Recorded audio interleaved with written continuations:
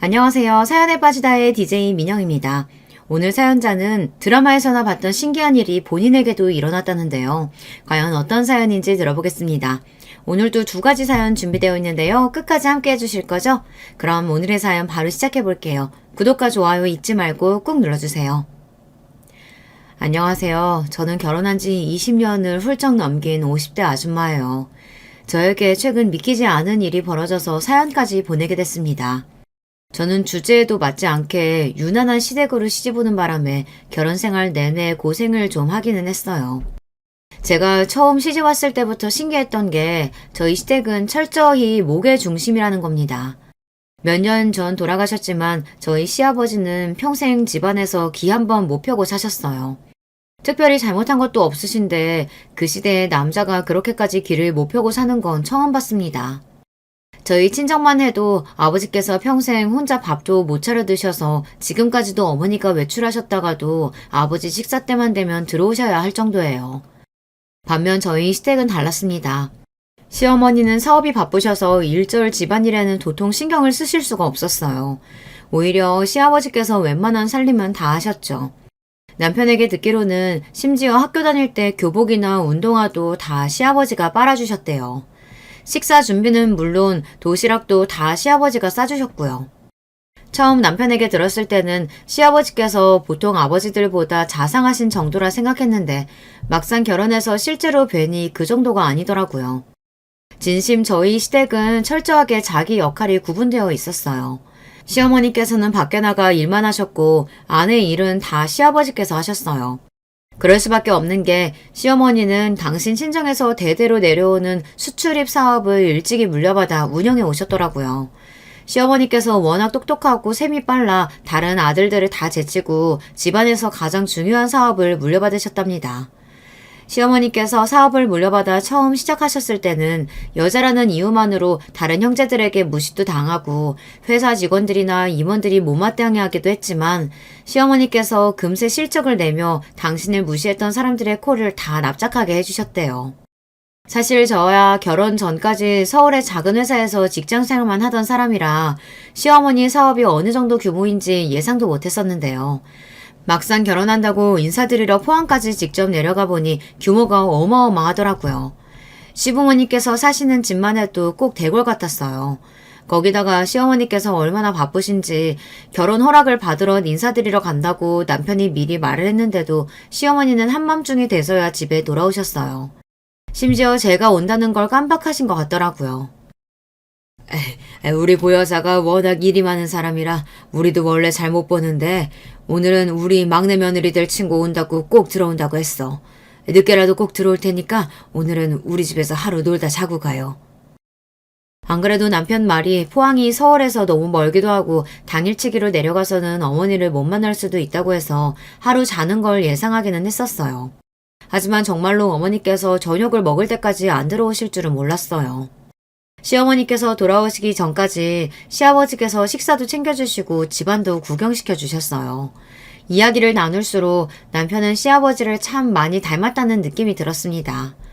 남편도 어릴 적부터 부모님께 지원을 많이 받고 곱게 자란 사람이라 그런지 특별히 모난 구석 없이 사람이 참 동글동글해요. 그런데 남편의 다른 형제분들은 좀 달랐습니다. 남편에게는 위로 형이 둘이 있었어요. 제가 결혼 허락을 받으러 갔을 당시 두 분 다 결혼해서 동서도 위로 두 분이나 계셨어요.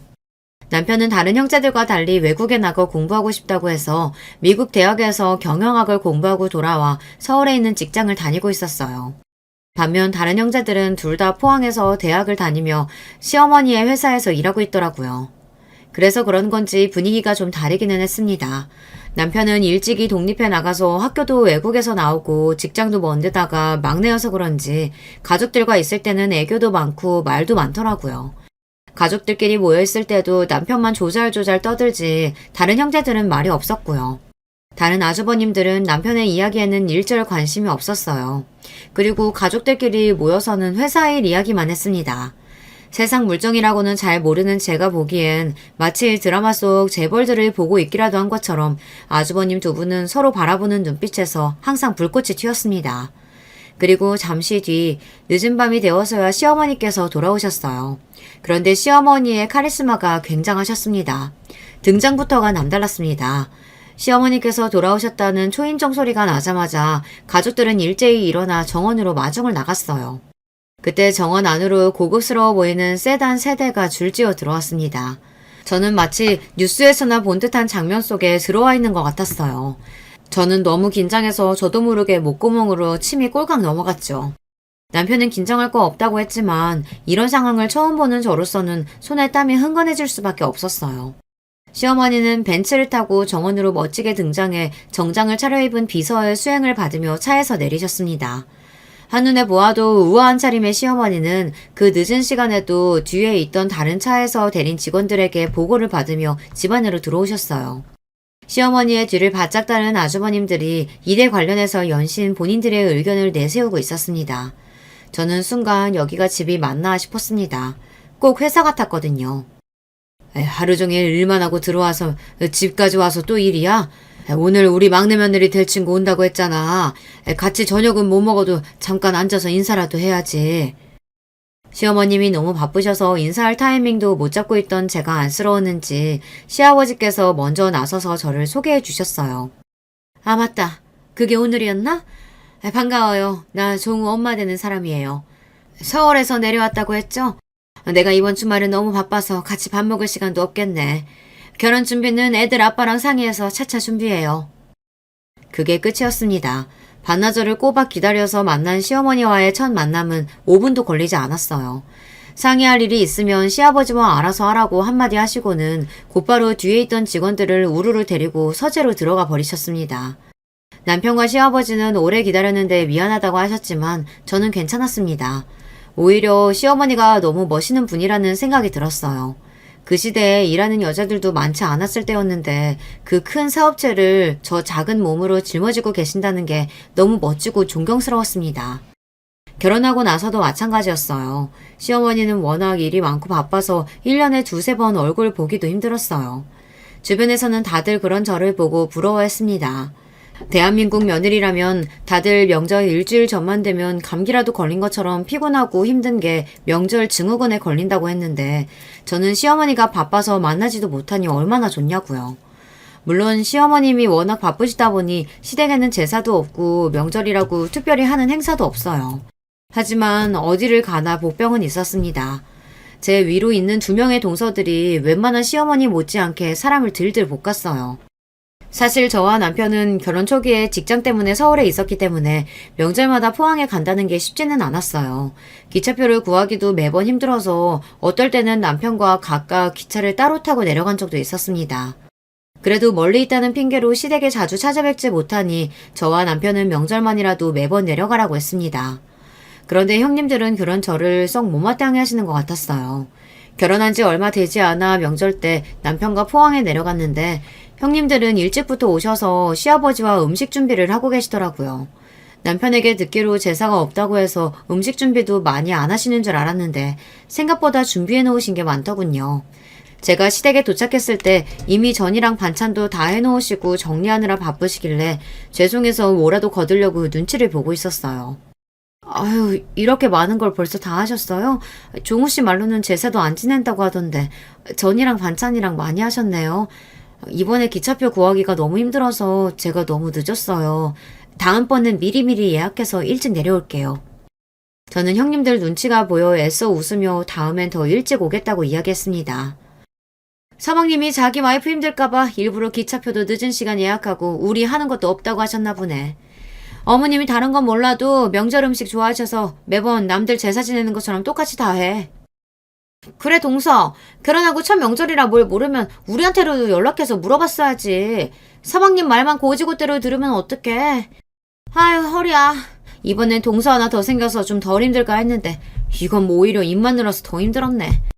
죄송해요. 제가 형님들께라도 먼저 연락드렸어야 했는데 생각이 짧았어요. 형님들이 음식 준비하느라 허리가 끊어질 것 같다고 연신 이야기하시는데 민망해서 가만히 있을 수가 없더라고요. 누가 보면 손님인 줄 알겠어? 명절 전날 아침에 떡하니 오고. 원래 명절이라는 게 장보고 재료 손질하는 게 더 일이라 음식하기 전에 사람이 더 필요해. 그러니까 다음 명절부터는 하루 전날에 내려와. 심지어 저도 일찍 준비해서 온다고 명절 시작하자마자 내려온 건데 다음 명절엔 회사에 하루 휴가 내서 아예 명절 시작하기 하루 전날 출발을 하라네요. 그래야 장도 보고 재료 손질도 한다고요. 남편이야 그럴 필요 없다고 했지만 같은 며느리 입장에서 막내인 제가 형님들 말을 듣고도 모른 척하는 건 있을 수 없는 일이었습니다. 그 이후부터는 회사에 눈치가 보이더라도 명절 전에 하루 휴가를 내서 일찍 포항에 내려갔어요. 형수님들이 괜히 엄마한테 점수 따려고 유난 떠는 건데 자기까지 뭐하러 동참을 해. 난 엄마 회사에서 일할 생각도 없고 물려받을 생각도 없어서 자기가 괜히 엄마 눈치 볼 필요 없어. 남편 말은 아주버님 두 분 다 시어머님 회사에서 일하다 보니 서로 경영권 싸움을 하는 거랍니다. 시어머니께서 아직 누구에게 회사를 물려주겠다 명확하게 하지 않으셔서 형님들까지 나서서 시키지 않아도 알아서 시부모님께 잘하는 거래요. 그 이야기를 듣고 보니 상황이 이해가 됐습니다. 사실 명절이라고 시어머니께서 시댁에 계신 것도 아니에요. 오히려 명절이면 시어머니는 시댁에 안 계셔도 아주버님들이랑 형님들만 내내 시댁에 계셔요. 언제 시어머니께서 오실지 모르니 서로 시어머니에게 잘 보이려고 경계하면서 집에 가지 않더라고요. 한 번은 이런 적도 있었어요. 형님들이 음식을 다 해놓고 잠깐 맥주를 사러 가신 적이 있었죠. 그 사이 제가 설거지를 하고 있었는데 시어머니께서 들어오신 거예요. 아이고, 명절은 명절인가 보네. 집에서 음식 냄새 나는 거 보면. 암튼 우리 며느리들 대단하다니까. 시어머니라는 사람은 매일 밖으로 쏘다니느라 아무것도 할 줄 모르는데 어쩜 이렇게 알아서들 척척 잘할까. 시어머니는 당신은 살면서 명절날 전 한 번 안 뒤집어 봤다고 하시며 주방에 잔뜩 만들어둔 음식을 보고 눈이 휘둥그레지셨습니다. 당신이야 원래 돈 버는 거 말고는 할 줄 아는 거라고는 없잖아. 아이고 불쌍한 우리 어머니 아버지. 며느리 한 번 잘못 얻어서 제사밥 한 번을 못 얻어 드시지. 나 참. 살아계실 때 며느리 덕분에 으리으리한 집에서 사시면서 평생 돈 걱정 안 하고 사시게 했으면 됐지. 죽어서 제사밥이 다 무슨 소용이야. 내가 또 이기지 못할 괜한 소리를 꺼냈네. 됐다 됐어. 오랜만에 명절날 모인 건데 괜히 얼굴 붉히지 말자고. 시부모님이 티격태격 하시는 모습을 보고 있으면 뭔가 부부가 바뀐 것도 같았습니다. 시아버지는 평생 집안일에 신경 쓰지 않고 바쁜 시어머니를 원망했고 시어머니는 당신 덕분에 온 가족이 잘 먹고 잘 살았으면 된 거 아니냐고 하셨거든요. 그러다 보면 결국은 시아버지께서 항상 졌어요. 시어머니 덕분에 다들 돈 걱정 안 하고 산 건 맞는다고요. 어머니 식사 안 하셨죠? 금방 전이랑 잡채 해뒀는데 바로 상 차려드릴게요.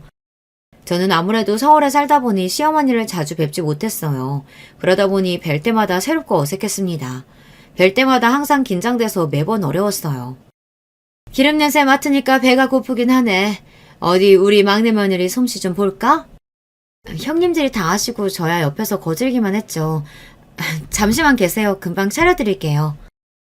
막내가 나이도 어리고 일만 해서 집안일은 통 못할 줄 알았는데 얼마나 손이 빠르고 야무진지 몰라.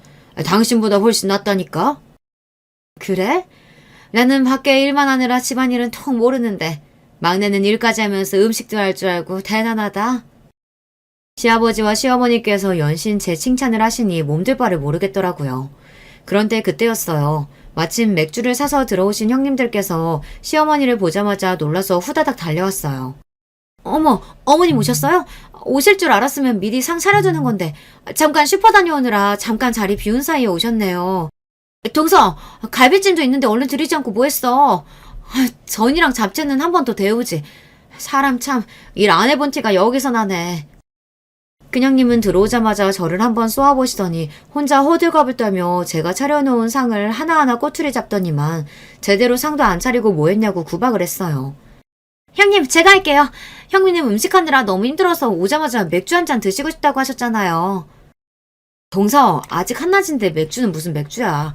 그냥 계속 간을 봤더니 입이 짜서 이따가 먹으려고 사온 거지. 다들 음식하느라 고생했는데 맥주 한 잔씩 하면 어때? 상 차린 김에 다 같이 모여서 먹자. 우리 아들들은 뭐하나? 동서, 뭐해? 얼른 가서 다들 오시라고 해야지. 젊은 사람이 왜 그렇게 굼떠? 형님들이 나타나서 순간 분위기가 이상해졌습니다. 그전까지는 시부모님도 음식하느라 고생했다고 애써 다독여 주셨는데 형님들은 시어머니가 무슨 말만 하면 서로 잘났다고 떠드느라 난리를 치더라고요. 그러다가 괜히 저에게 불똥이 튀었어요. 자꾸만 제 옆구리를 찌르면서 이래라 저래라 말이 많았습니다. 형님들은 마치 무슨 잘 보이기 대회에 나오기라도 한 사람들처럼 호들갑을 떨었습니다. 심지어 가족들이 모두 모여 식사하는 동안은 서로 헐뜯기 바빴어요. 어머님, 이 소갈비 좀 드셔보세요. 이게 어떤 소갈비냐면요. 어머님도 현대기업의 오전무 아시죠? 오전무 아들 결혼할 때 저희가 좀 잘 챙겨줬더니 이번 명절에 고맙다고 이 비싼 소갈비를 보낸 거 있죠? 이 사람이 이렇게 거래처 관리를 잘한다니까요. 오전무면 나도 잘 알지. 예전에 구멍가게 할 때부터 열심히 하던 친구잖아. 내가 바빠서 요즘 통 못 만나서 그렇지. 거기야 우리 회사의 중요한 거래처야. 내가 말 안 해도 큰애 네가 알아서 잘 챙겨. 그럼요, 어머니. 제가 당연히 알아서 잘하고 있죠. 근데 거래처에서 이런 뇌물 막 받아도 돼? 안 그래도 형 거래처 사람들하고 회식도 너무 자주 하고 개인적인 행사에도 너무 자주 다닌다고 직원들이 말들이 많던데. 하긴 옛날이나 서로 주고받는 게 미덕이었지. 요즘은 그러면 큰일 나요. 아유, 근데 고기가 너무 질기다. 이거 국산도 아니고 호주산인가 봐요. 동서가 뭘 한다고 나서. 그리고 이거 내가 확인했는데 호주산 아니고 국산이거든. 그러니까요. 형님은 그 비싼 한우를 받으시면 어떡해요. 괜히 나중에 꼬투리라도 잡히면 어쩌려고. 저는 밥이 입으로 들어가는지 코로 들어가는지 모를 정도로 식사 자리가 불편했습니다. 그때였어요. 잠자코 아주버님들과 형님들의 대화를 들으시던 시어머니께서 자리에서 벌떡 일어나 식탁을 손바닥으로 내리치셨어요. 어허, 그만 안 해? 너희 둘 다 나이 들어서도 서로 못 잡아먹어서 안달이니 내가 너희 둘한테 마음 놓고 회사를 맡기겠어? 어이구, 한심해서 원. 결국은 시어머니께서 호통을 치고 나서야 아주버님과 형님들은 입을 딱 다물었어요. 열심히 서로 눈을 흘기고 있기는 했지만요. 당신이 몇 년째 애들 회사 데려다 놓고 연신 저울질만 하니까 그렇지. 그러니까 되도록 빨리 앞으로 회사 누구한테 맡길 건지 당신이 결정을 해줘. 당신이 회사 일에 대해서 뭘 한다고 나서 나도 다 고민하고 있거든. 그러니까 되도록 빨리 결정해주면 되잖아. 이러다가 형제들끼리 의만 더 상하겠어. 둘 중에 한 놈이라도 내 마음에 딱 드는 놈이 있어야 결정을 하지. 이건 뭐 둘 다 고만고만하니 결정할 수가 있어야지. 시어머니는 혀까지 끌끌 차시며 누구 하나 마음에 쏙 드는 사람이 없다고 하셨어요. 그 모습을 보고 나니 아주버님들과 형님들이 왜 그렇게 서로 경쟁하고 시어머니에게 잘 보이려고 하는지 조금은 이해가 되더군요. 어머니, 옛날에 형만한 아우 없다고 했어요. 그래도 제가 이 집안의 장남인데 당연히 저한테 주셔야죠. 회사 경영에 형 동생이 어딨어. 회사에 보탬이 되고 일 잘하는 사람이 물려받는 거지. 또 시작이었습니다. 조금 잠잠해질만 하면 금세 다시 불이 붙었어요. 이게 어디 형 앞에서 꼬박꼬박 대들어. 너처럼 감정적이고 너밖에 모르는 놈이 회사를 어떻게 경영한다 그러냐? 누가 누구더러 감성적이라고 하는지 모르겠네. 지금 여기서 제일 감성적인 건 형이거든? 이거 봐, 이거 봐. 이런 놈들한테 회사를 어떻게 맡겨? 아휴, 나이도 점점 먹는데 걱정이다, 걱정이야. 내가 이러다가 실순까지 회사 경영에서 손을 못 대게 생겼어. 언제나 꼿꼿하고 이성적으로 보이시던 시어머니도 자식들 앞에서는 어느 부모와 같았습니다. 본인은 30대 취임해서 잘만 회사를 이어왔는데 50이 다 된 자식들이 누구 하나 믿을 놈이 없다면서 잔소리를 하셨어요. 그 모습을 보는데 시어머니께서 누구보다 회사를 아낀다는 느낌이 들었습니다. 혹여나 당신이 잘못한 선택을 했다 회사가 피해라도 입을까 걱정하시는 게 그대로 느껴졌어요. 그때까지만 해도 아주버님들이고 형님들이고 분위기가 살벌해서 저나 남편은 그 경쟁에 참여하지 않아 다행이다 싶었습니다. 시어머니의 회사가 아무리 탐나고 욕심이 나도 저는 성격상 가족들끼리 저렇게까지는 못할 것 같았거든요. 그런데 인생이라는 게 계획대로 되는 게 아니더군요. 몇 년 후 갑자기 저와 남편이 포항에 내려가야 하는 상황이 생겼습니다. 당시에 아이가 초등학교에 다니고 있었는데 남편이 구조조정 대상자가 됐어요.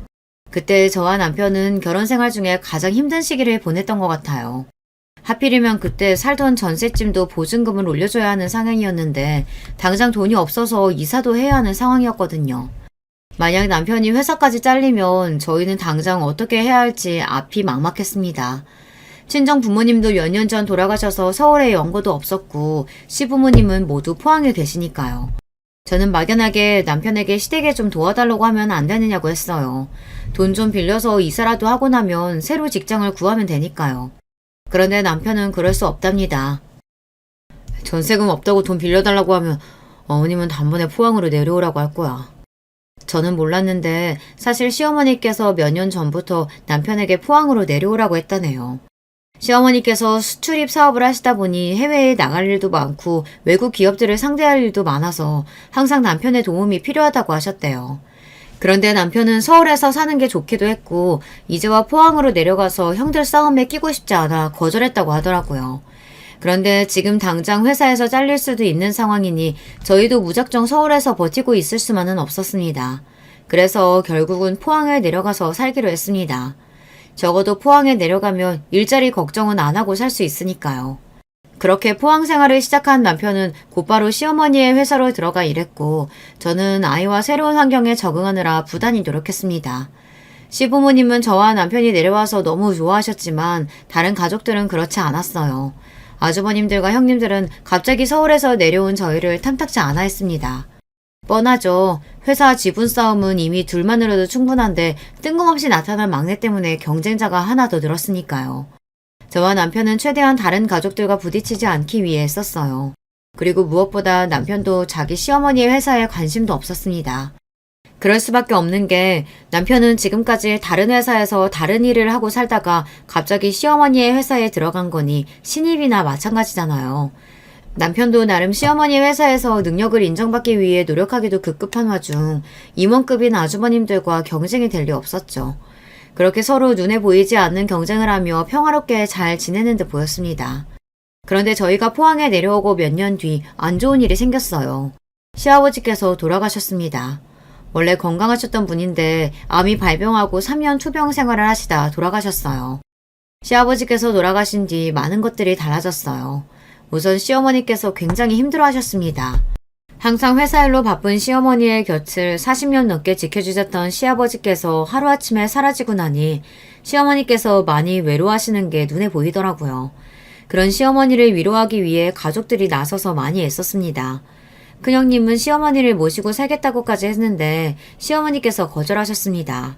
당신은 남편 말고 다른 자식들하고는 절대 못 산다고요. 그때도 큰 아주머님과 큰형님은 말이 많았어요.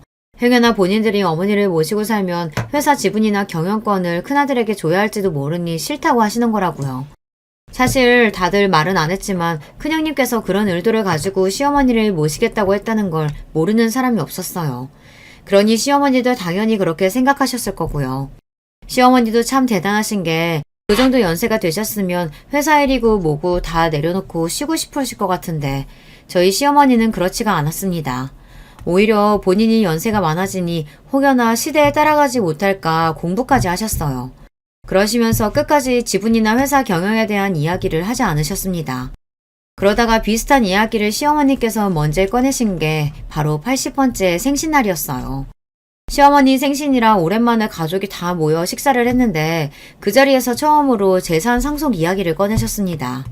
지금 시어머니께서 사시는 집과 공장이 있는 땅을 자식들에게 나눠주겠다고요.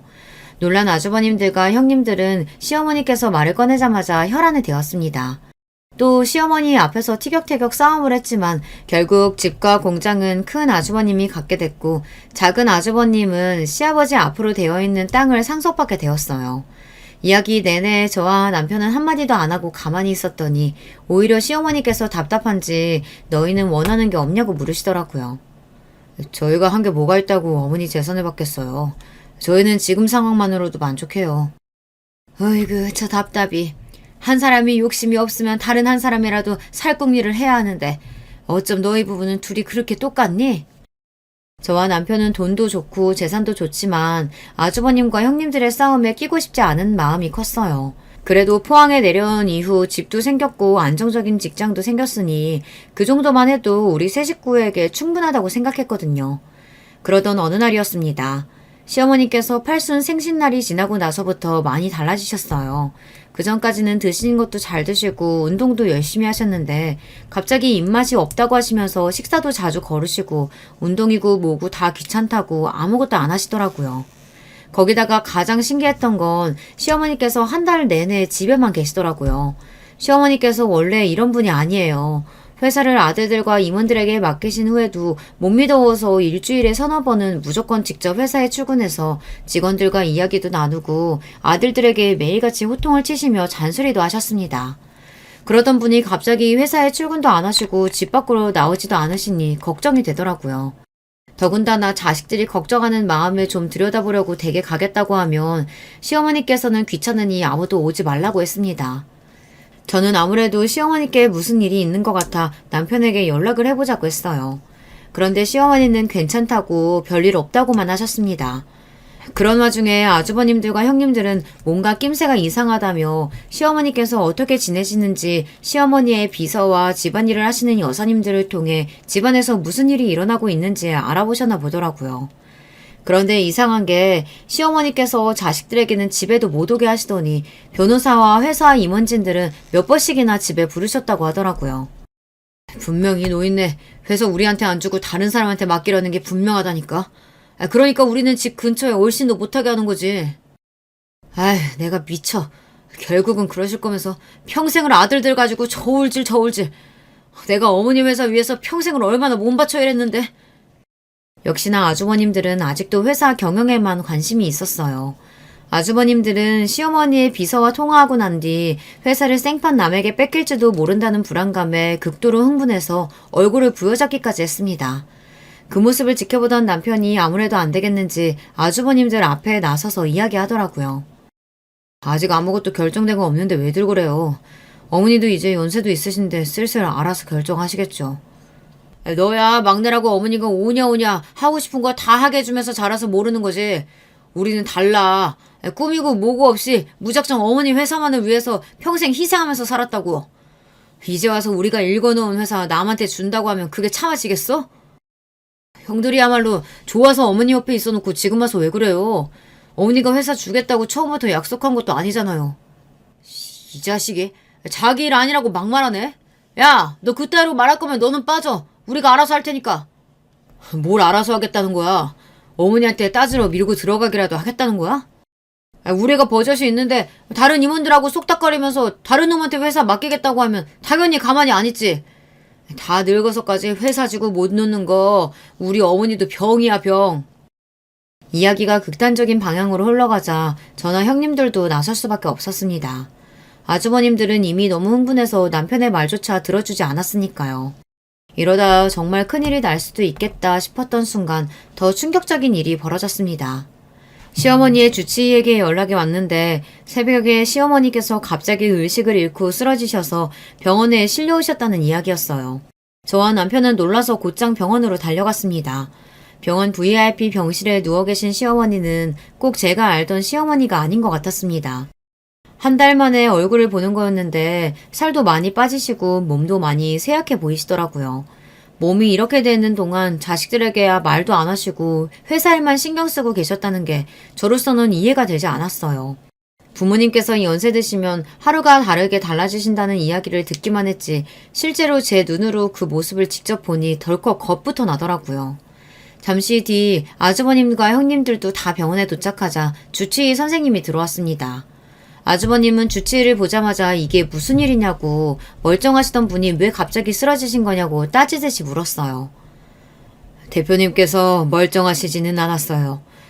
자식들에게는 절대 말하지 말라고 하셔서 저도 말씀드리지 못하고 있었는데 사실은 얼마 전 건강검진 하셨을 때 결과가 좋지 않아서 이제는 일은 좀 내려놓으시고 쉬셔야 한다고 누누이 말씀드렸는데 제 말 안 들으시고 무리하시다가 탈이 나신 거죠. 그게 무슨 말이에요? 우리 어머니 어디가 안 좋으신 건데요? 자세하게 좀 얘기해 주세요. 건강검진 결과 좋지 않았다는 말에 남편과 제 눈이 휘둥그레졌습니다. 파킨슨병 초기 증상이 보여서 치료하면서 좀 쉬셔야 한다고 했는데 대표님께서 다른 분들보다 증세가 빠르네요. 치매 증상도 있으신 것 같고요. 순간 심장이 덜컥 내려앉는 것만 같았습니다. 시어머니께서 매년 생시 때쯤 맞춰서 건강검진을 하세요. 그럴 때마다 매년 사소한 문제도 없이 건강하다고 하셨는데 어쩐지 올해는 건강검진을 받고 나서도 말씀이 없으시더라고요. 그랬으니 저도 당연히 별일 없으신 줄 알았죠. 그런데 시어머니께서 파킨슨병 초기라는 진단을 받으신 거죠. 그래서 지난 한 달 동안 집 밖에도 안 나오시고 약물 치료를 하고 있으셨나 봐요. 대표님 아시잖아요. 워낙 건강하셨던 분이기도 하고 강한 분이시라 어떻게든 자식들에게 이야기하지 않고 치료 받으시려고 했는데 아무래도 본인에게 갑자기 이런 일이 생겼다는 스트레스로 마음고생을 좀 하신 것 같아요. 아무래도 파킨슨이라는 게 몸에 힘도 많이 빠져서 마음대로 안 움직여지고 전처럼 활동도 할 수 없으니 많이 힘드셨던 것 같아요. 저는 주치의의 이야기를 듣는 동안 눈물이 나서 참을 수가 없었습니다. 이 집에 시집와서 20년 넘게 시어머니를 곁에서 지켜보면서 세상에 저런 대단한 여자도 있구나, 너무 멋지다, 존경스럽다 라고 생각했었는데 그런 분이 자신의 병든 모습에 혼자 끙끙 앓고 힘들어하셨다는 사실이 너무 마음이 아팠어요. 아마 시아버지께서 곁에 계셨다면 달랐을 거예요. 누구보다 시어머니를 잘 알고 항상 걱정하시는 시아버지께서 이 사실을 알았다면 어떻게든 시어머니의 치료에 힘을 쓰셨을 겁니다. 저는 시아버지께서 안 계신 이 현실이 더 슬프게 다가왔어요. 생각하면 생각할수록 사람 인생이라는 게 참 허망합니다. 그런 와중에 자식들은 어머니의 건강을 걱정하는 게 아니라 다들 자기 걱정만 하고 있으니까요. 그럼 어머니께서 앞으로 몸도 제대로 못 가누시고 정신줄도 아예 놓아버리신다는 이야기예요? 형님, 딱 보면 몰라요. 지금도 어머니 봐요. 아까부터 누워서 꿈뻑꿈뻑 눈만 뜨고 계시잖아요.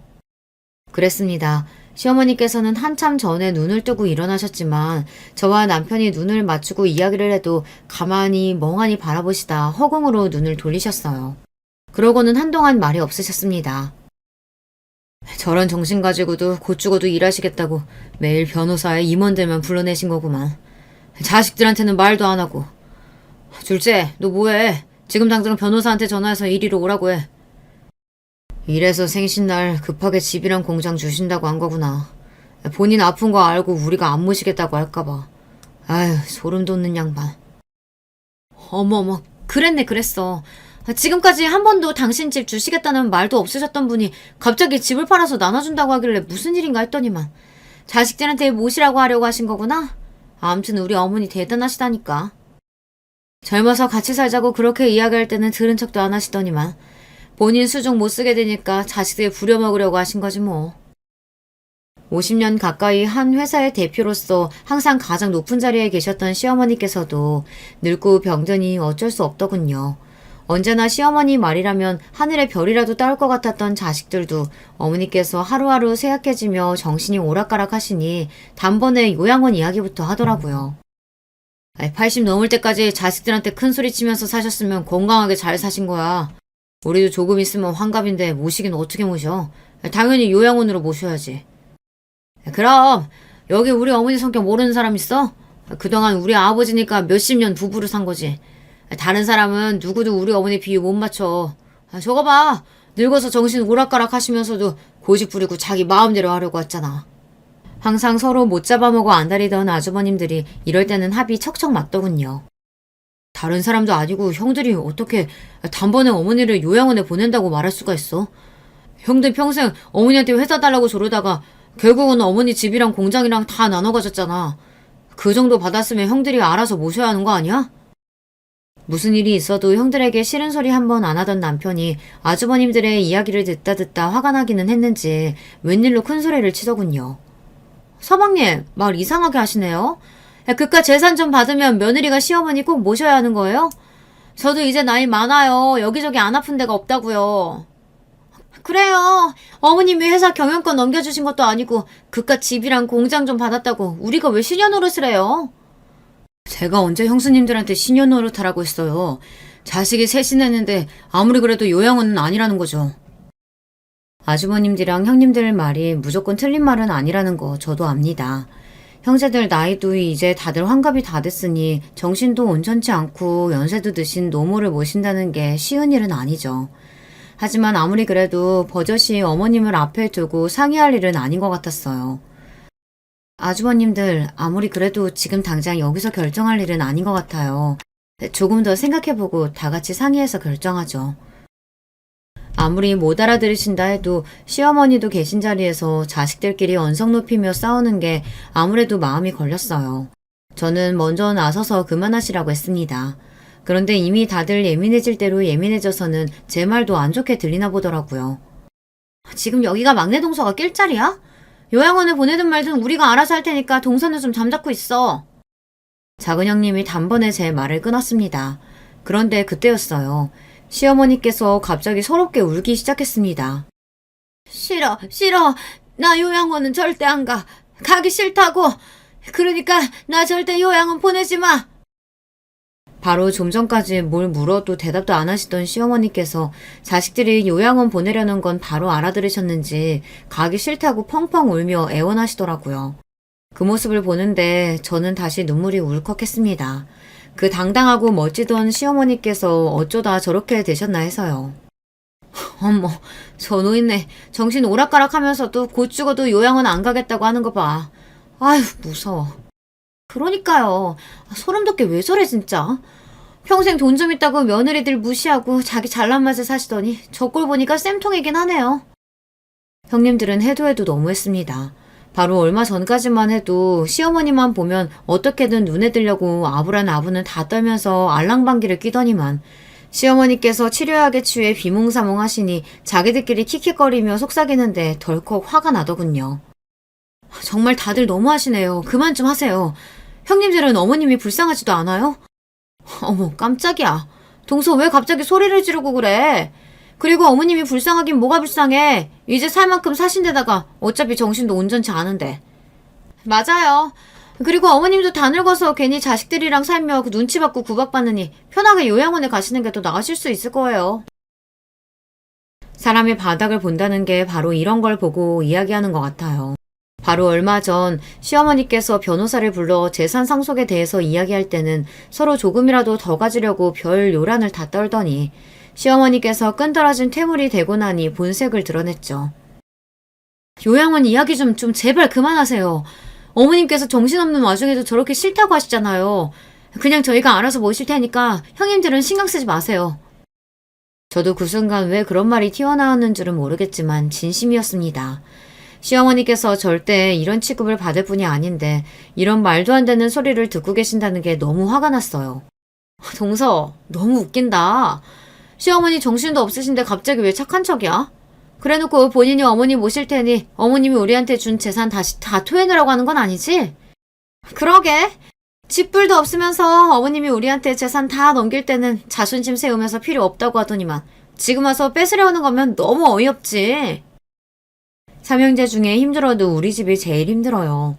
아주머님들이야 평생 어머니 회사에서 일하시며 임원급으로 사셨지만 저희 남편은 서울에서도 박봉으로 일하다가 그마저도 다 날리고 포항에 내려왔으니 시작 전부터가 달랐죠. 안 그래도 포항에 처음 내려왔을 때 시어머니께서 집을 사주신다고 했었어요. 그런데 남편이 거절했어요. 시어머니께서 항상 당신 회사에 들어와 일하라고 했는데도 남편은 거절하고 본인이 하고 싶다는 공부하겠다고 몇 년씩 미국에 가 있기도 했잖아요. 직장도 자기 마음대로 서울에 다녔으니까요. 어머니의 말을 거역하고 마음대로 살았는데도 결국은 실패했다는 자존심에 남편은 포항에 와서도 시어머니의 도움을 일절 받지 않았어요. 그러다 보니 시어머니께서 최근 재산 상속에 대해 이야기하실 때도 남편은 형들처럼 싸우고 싶지 않아 뒷짐지고 있었죠. 됐어요. 그깟 재산 저희는 처음부터 관심도 없었어요. 형님들이나 다 가지세요. 저도 제가 이렇게 욱하는 성격인 줄은 몰랐습니다. 남편도 그날 제 행동에 놀랐대요. 여보, 너무 고마워. 내가 하고 싶어도 당신한테 염치가 없어서 못했던 말이었는데 당신이 먼저 해줘서 너무 고마웠어. 고맙긴 뭘. 그래도 포항 내려와서 우리도 어머님 아버님 도움 많이 받으면서 살았잖아. 이제라도 어머니께 보답할 수 있어서 다행이지 뭐. 며칠 후 태어난 시어머니를 모시고 우리 집으로 왔습니다. 시어머니 오시기 전에 미리 주치의 선생님께 물어서 시어머니 방도 새로 꾸며드렸어요. 지금이야 걷고 움직이시는데 많이 불편하진 않지만 앞으로 휠체어를 타게 되실 수도 있다고 해서 동선을 최대한 편하게 꾸몄습니다. 그래도 병원에서 치료받은 게 효과가 있었는지 시어머니 얼굴은 훨씬 많이 좋아지셨더라고요. 그런데 시어머니께서 우리 집에 오신 바로 다음날 말도 안 되는 일이 벌어졌습니다. 그날 아침부터 시어머니께서 너무 답답하다고 산책 가자고 하셔서 아침밥을 차리다 말고 시어머니를 모시고 집으로 나왔어요. 슬슬 걸어 공원까지 다녀오려고 했는데 뭔가 이상한 느낌이 들어서 몸을 돌렸습니다. 그런데 그때 말도 안 되는 광경을 보고야 말았어요. 제 뒤로 벤츠 세단들이 줄지어서 저와 시어머니의 주변을 도열하고 있었습니다. 어머, 이게 다 무슨 일이야? 그 순간 더 까무러질 뻔했던 게 시어머니께서 제 손을 지그시 잡아주셨습니다. 막내야, 고맙다. 내가 우리 영감 죽고 앞으로 평생 외롭게 혼자 늙어 죽겠구나 했는데 네가 날 살렸어. 시어머니께서 너무도 꼿꼿하게 허리를 펴시고 눈물이 그렁그렁한 눈으로 저를 바라보시며 고맙다고 안아주셨어요. 저는 이게 다 어떻게 된 일인가 싶어 어리둥절해 있었는데 잠시 후 저와 시어머니의 뒤를 따르던 벤츠에서 익숙한 얼굴의 사람들이 차를 세우고 내렸어요. 차에서 내린 사람들은 바로 시어머니의 비서와 변호사였습니다. 대표님께서 갖고 계신 회사 지분의 50%를 막내 며느님에게 양도하시기로 하셨습니다. 저는 순간 어원이 벙벙해서 말문이 턱하니 막혀버리고 말았어요. 그리고 그 와중에 어머님께서 허리도 펴시고 말도 또박또박 하시는 게 신기했습니다. 어머님, 몸은 괜찮으신 거예요? 으이그 답답하. 이 와중에 내 몸이 문제야? 나는 이제 다 늙었는데 언제 죽어도 안 이상하지. 시어머니는 오히려 그런 제가 답답하다는 듯 미소를 지으시며 다시 저를 안아주셨습니다. 이 일이 다 어떻게 된 거냐면요. 시어머니께서 최근 검진에서 파킨슨병 초기 진단을 받으신 건 맞다네요. 하지만 바로 치료를 시작하신 덕분에 증세가 많이 호전돼서 앞으로도 계속 치료만 받으면 될 거래요. 그리고 치매 증상이 있다는 이야기는 거짓말이었습니다. 몇 개월 전 시어머니 생신 때 시어머니께서 갑자기 재산 상속 이야기를 꺼내신 게 사실은 아주버님 두 분이 나눈 대화를 우연히 알게 되셨대요. 두 분이 술을 드시면서 어머니에게 회사 대표직은 아니더라도 주식 양도만이라도 받을 수 있게 잘 구슬려 보자고 했나 보더라고요. 그러면서 주식만 받으면 지금처럼 노예로 살지 않아도 된다고, 그때는 어머니에게 벗어나 자유롭게 살겠다고 했대요. 그 이야기를 듣게 된 시어머니는 아들들에게 실망하신 것 같아요.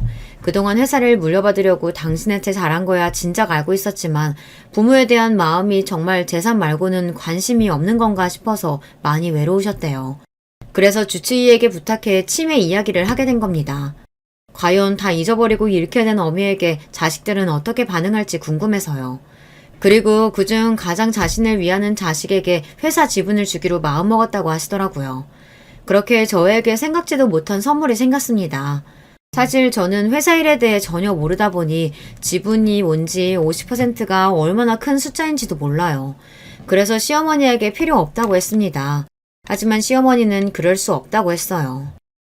이제 내가 언제 죽어도 이상할 게 없는 나이인데 내가 지분 정리도 안 하고 갑자기 죽어봐라.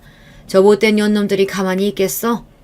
제일 현명하고 착한 네가 제일 많은 지분 가지고 있어야 우리 회사 지금처럼 지킬 수 있는 거지. 네 남편이랑 잘 상의해서 내 회사 잘 좀 지켜줘. 시어머니의 간절한 눈빛에 저는 더 이상 거절할 수가 없었습니다. 덕분에 50이 넘은 나이에 저는 요즘 회사에 매일 출근해서 시어머니와 임원분들에게 회사 일을 배우고 있어요. 남편도 많이 도와주고 있고요. 물론 갑작스러운 상황에 당황한 건 저보다 아주버님과 형님들이었어요. 한동안 난리가 났었어요. 아주버님들은 시어머니에게 쫓아가 자식들을 가지고 어떻게 이런 사기를 칠 수 있냐, 그렇게 난리를 쳤고, 형님들은 매일같이 저를 찾아와 행패를 부리며 당장 시어머니에게 지분을 받지 않겠다고 하라고 했어요. 하지만 저는 들은 척도 하지 않았습니다. 물론 형님들이 와서 소리를 지를 때마다 가슴이 쫄리기는 했지만 애써 당당하게 있었어요. 이제 저는 예전에 순진했던 막내 동서가 아니라 어머니께서 평생을 바쳐 일궈낸 회사의 최대 지분자니까요. 그리고 가장 중요한 건 세상에서 가장 든든한 시어머니께서 제 뒤에 계시다는 겁니다. 끝까지 난리를 칠 것 같던 아주버님들과 형님들도 이제는 현실을 받아들이기로 했는지 시어머니에게 남은 지분 50%를 어떻게든 받아내기 위해 혈안이 되어 있어요. 다시 보기 꼴사 나올 정도로 아부를 해요. 저에게도 마찬가지고요. 동서, 우리가 벌써 가족으로 산 지도 20년이 넘은 거 알지? 어머니께서 동서 제일 이뻐하시니까 우리 얘기 좀 잘해줘. 어차피 우리가 다 나눠 가져도 동서보다 지분 약하잖아. 그러게. 우리가 아무리 바랄게도 어차피 동서는 못 이기는데 너그럽게 어머님한테 좋게 이야기 좀 해줘. 참, 동서 회 좋아하지? 우리 오랜만에 나가서 회 먹을까? 내가 살게. 부담스러워 죽겠습니다. 하지만 매일 기호반장하고 재수없던 형님들이 제 앞에서 어쩔 줄 몰라 머리를 조아리는 모습이 마냥 싫지만은 않아요. 당분간은 좀 즐겨보려고 합니다. 요즘 저의 가장 큰 관심거리는 회사 일과 시어머니의 건강이에요. 파킨슨병이 치매에 걸릴 확률이 높다고 해서 저는 매일 밤 시어머니와 고스톱을 칩니다. 치매 예방 차원에서 말이죠. 저에게 이런 영화에서나 나올 법한 일이 생길 줄 몰랐는데 요즘 같으면 참 인생이 살만하다는 생각이 듭니다. 저의 인생 이야기 끝까지 들어주셔서 감사해요.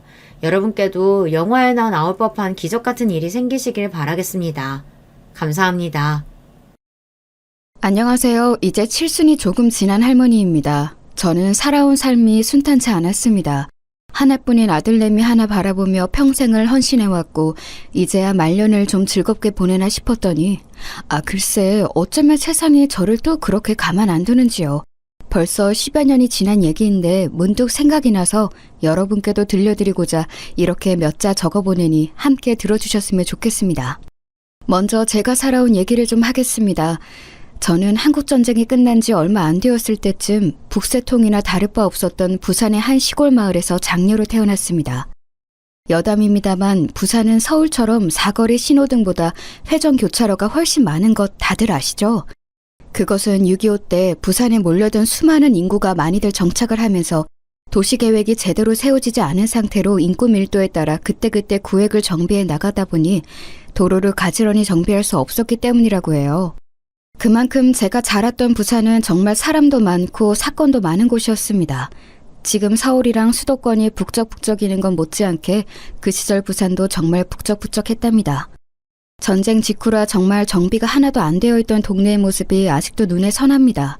심심치 않게 미군 군복을 입은 코쟁이 아저씨들도 자주 보았습니다. 어릴 때는 그 아저씨들 따라다니면서 그들이 던져주는 미제 간식들을 얻어먹는 게 낙이었습니다. 부모님은 동네에서 조그만 식당을 하셨는데 꽤 장사가 잘 되었습니다. 워낙 사람들이 많았던 동네라 점심시간이 되며 북새통을 이루었기 때문에 저는 과장 조금 보태서 걸음마 할 때쯤부터 식당 일을 도와야 했습니다. 그래도 가게가 성황을 이루었던 덕분에 대한민국이 찢어지게 가난하던 시절이었어도 저희 남매들은 무난하게 어려움 없이 잘 자랐습니다. 이렇게 남은 인생도 다 순탄하고 무난했으면 좋으련만 성인이 되면서부터 제 삶은 하나둘 어려움이 생기기 시작했습니다. 아버지가 갑자기 쓰러지시면서 어머니가 아버지 병수발에 대부분의 시간을 쏟게 되었고 어릴 적 어깨너머로만 배웠던 식당 일을 장녀인 제가 온전히 봐야 했습니다. 졸지에 가족의 생계를 책임져야 하는 가장이 된 것이지요. 그때가 막 대학교 2학년 때쯤 되었을 때인데 한창 동기들과 놀러 다닐 꽃 같은 시기에 학업을 그만두고 가게 일에 집중을 하게 되었습니다. 엄마가 가끔 도와주시긴 했지만 사실상 온전히 제가 식당을 물려받아 운영해야 했습니다. 그렇게 동생들도 다 공부시키고 대학도 보내고 장가도 보냈으니 장녀와 가장으로서의 역할을 충분히 다했다고 봅니다. 장사라고는 해본 적 없지만 그래도 엄마 아빠 밑에서 배워온 솜씨와 어렸을 적부터 단골인 손님들의 도움으로 식당 일은 금방 적응을 했습니다. 남동생들도 한 번씩 일을 도와주었고요. 하지만 꽃다운 나이에 생계에만 몰두해야 하는 제 상황이 서글프기만 했습니다. 그렇게 일찌감치 부모님의 식당을 물려받아 20대 대부분의 시간을 보내고 있을 무렵 제 또래보다는 비교적 늦게 선자리가 들어왔습니다. 상대방은 건넌 마을에 있는 초등학교의 교사였는데 건실하고 착한 청년이었습니다. 그때까지 연애라고는 한 번도 해본 적이 없었고 동생들도 책임져야 했기 때문에 결혼도 거의 포기하고 있었습니다. 요즘 나이에 20대 후반이면 애기나 다를 바 없지만 그때는 정말 주변에서 다 노처녀라고 했을 정도니까요. 부모님과 남동생들은 제가 영원히 결혼을 하지 않을 줄 알았다고 합니다. 그렇게 뒤늦게 시작한 연애에 시간 가는 줄 몰랐습니다. 어느덧 정신 차려보니 이 사람과 결혼을 결심했고 또 정신 차려보니 식장에 들어서고 있었습니다. 동네에서는 노처녀가 드디어 시집간다고 난리도 아니었습니다. 동네 잔치가 며칠씩 이어졌습니다. 몸이 불편한 아버지와 어머니는 하염없이 눈물을 흘리시며 기뻐했습니다. 그리고 얼마간 시간이 흘러 제 인생에서 떼놓고 절대로 말할 수 없는 귀한 존재, 세상 하나밖에 없는 보물 같은 제 아들까지 태어나게 되었죠. 20대 내내 장사만 해서 별로 삶의 낭만 같은 게 없었는데 이렇게 결혼도 하고 아들도 낳게 되니 더할 나위 없이 행복했습니다. 이대로만 무난하게 아들 잘 키워서 장가 보내면 더 소원이 없겠다 싶었습니다. 하루하루가 꿈만 같은 나날들이었습니다. 그렇게 착실한 남편을 닮은 아들은 무럭무럭 잘 자라주었고 어느덧 대학에 갈 나이가 되었습니다. 교사인 남편을 닮아 공부도 곧잘 했었기에 서울로 대학을 가고 싶다고 했습니다.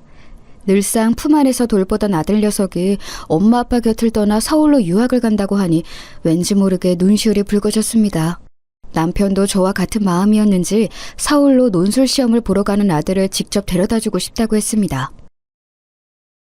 아버지, 내 안 데려다 줘도 된다 아닙니까? 내 혼자 갈 수 있어 얘. 준씨가 그러지 말해. 아버지가 네 대학 뒷바라지 하나 못 하겠나?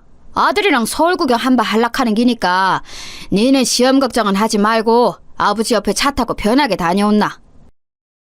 그래 준씨가 엄마 아빠가 한 번도 니랑 떨어져 안 살았다 아이가. 엄마도 식당만 아이 몸 니 따라가고 싶은데 그러질 못하니끼니 이번에는 아버지랑 둘이 오붓하게 다녀온나.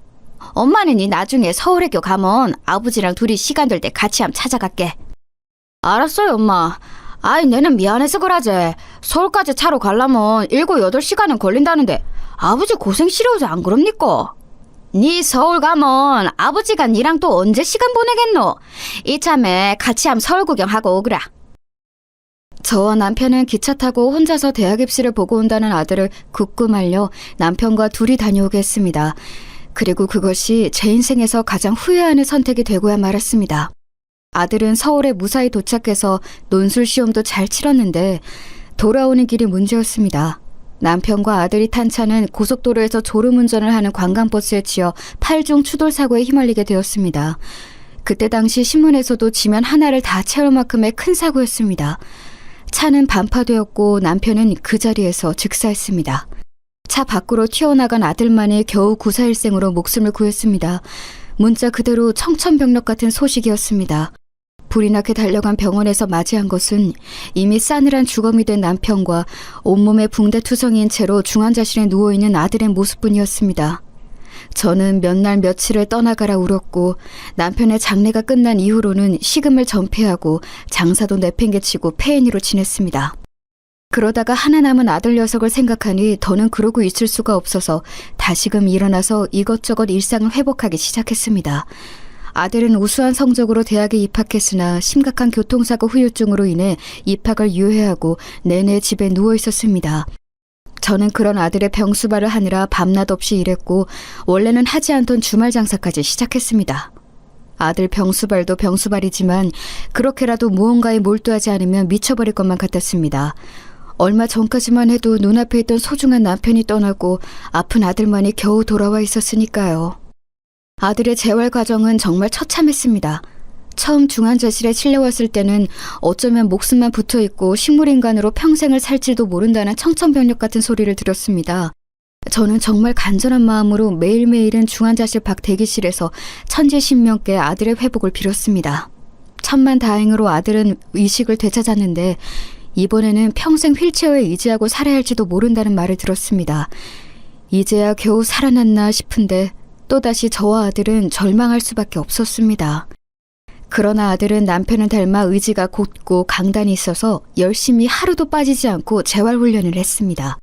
그 결과 1, 2년이 지났을 즈음부터는 완전히 걸을 수 있게 되었고 의사선생님도 이건 거의 기적에 가까운 일이라고 했습니다. 저와 아들은 그런 의사선생님의 말에 서로를 얼싸안고 얼마나 울었는지 모릅니다. 남편은 영영 다시 돌아올 수 없지만 아들만이라도 이렇게 사지 멀쩡하게 걸을 수 있게 되었다는 것이 천만다행이었습니다. 그동안 아들이 재활하는 것을 옆에서 지켜보면서 가슴에 천갈래 만갈래로 찢어졌는데 그제서야 한시름 놓을 수 있게 되었습니다. 그렇게 아들의 병세와 회복이 되고 다시금 뒤늦은 대학 새내기 생활을 준비할 무렵 저는 큰 결심을 했습니다. 준씨가 네 여 앉아보구래. 무슨 일인데 엄마? 준씨가 네 내랑 아예 서울 가서 살래? 엄마는 여 있으면 계속 너희 아버지 생각이 나서 더는 못 있겠다. 어차피 네 몸도 안 좋은데 학교 다닐락 하면 엄마가 같이 있는 게 안 낫겠나? 엄마, 내한테는 반가운 소리긴 한데 엄마는 평생을 여 부산에서 살았다 아인겨. 서울은 눈 뜨면 코 베긴다는데 일평생 여서만 장사한 엄마가 서울살이 할 수 있겠습니까? 엄마 걱정은 말 그래. 엄마가 그래도 여서 수십 년 장사하면서 산전수전 다 겪었다 아이가. 서울 네 학교 근처로 조그맣게 구멍가게 하나 열어서 장사하면 네 장계 갈 때까지는 충분히 뒷바라지 할 수 있을 끼다. 서울 사는 네 외삼촌이 가게 자리랑 다 알아봤다 카이. 아이고, 장계는 무슨 장계요. 내는 엄마 마음만 번하면 어쩌든지 상관없으니까. 그러면 그라입시다. 대신에 언제든 힘들면 다시 내려올깁니다. 내 때문에 엄마 서울서 고생하면 그건 또 싫다 아닙니까? 알았다. 엄마 걱정은 말고 얼른 서울 갈 준비하자. 저는 그렇게 평생을 터잡고 살아왔던 부산을 떠나 아들과 함께 서울로 이사하였습니다.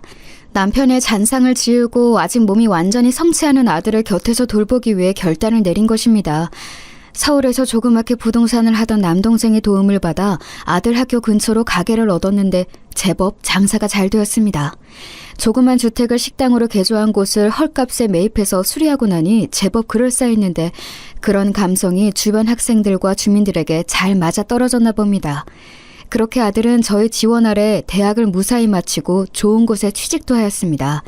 얼마 지나지 않아서는 색시될 사람도 데리고 와서 결혼을 하겠다고 하는데 감회가 새로웠습니다. 남편 그렇게 떠나보내고 혼자서 아들 뒷바라지하면서 정말 쉽지 않은 나날들이었는데 그 아들이 이제 다 커서 장가를 간다고 하니 눈물이 멈추지가 않았습니다.